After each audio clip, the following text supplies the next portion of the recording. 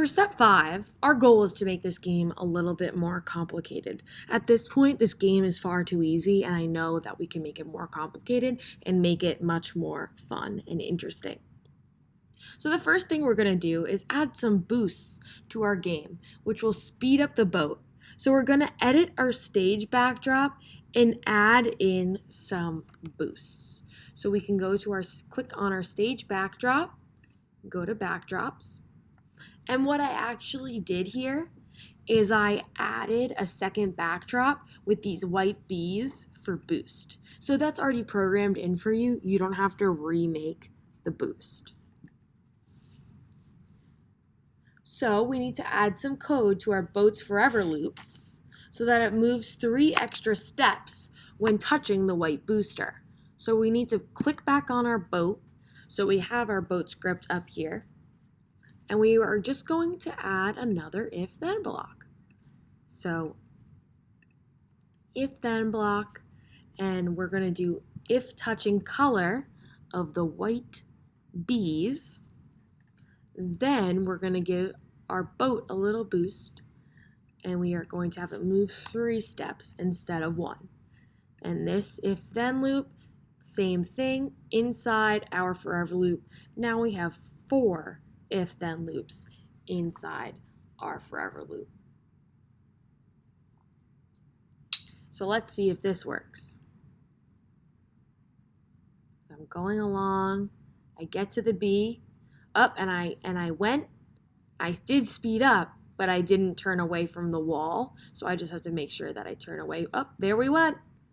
We had a little boost. So this just makes the game a little bit more interesting every time. So if you even wanted to get more creative, you could add in a spinning gate, which your boat has to avoid. So we are going to actually draw our own new sprite. So if you go down here where the new sprites, we're going to click on the second icon, that's paint a new sprite. So what we're going to do is we're going to click on the rectangle and make sure that our filled in rectangle is selected. Click a brown color just so it matches the other barriers. And then just draw a little gate. And then it's important with this sprite to just set the center of the gate. So up in the upper right hand corner, we have a set costume center icon. You're going to click on that, and you're just going to drag it and drop it until it's in the center. And there we go. So now we have our center. Make sure what we do is we go to sprite and we click on the information here and change. We don't want it to be called sprite 1, we'll call it gate.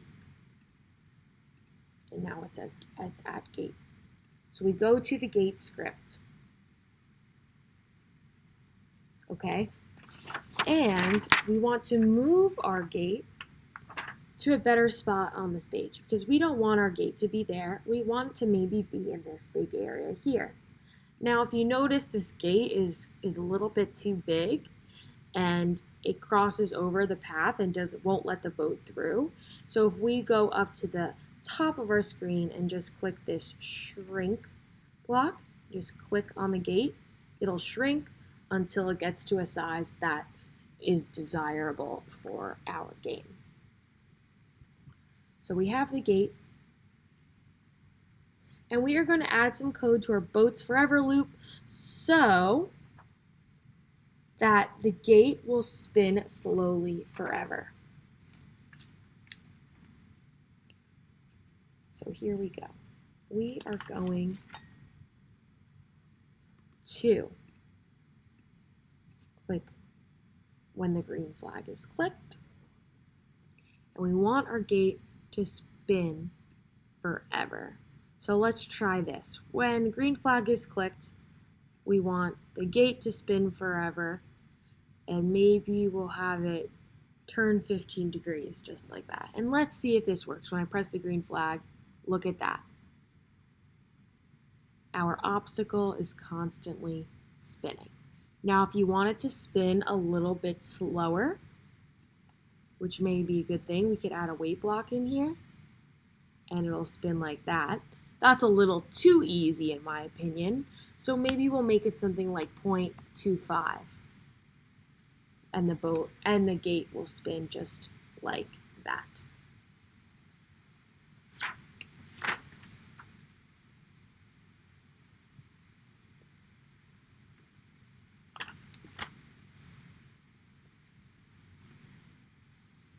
And then once you're done with this, it's always in good habit to file, save now, and make sure your project is saved and it will show up in your stuff later on.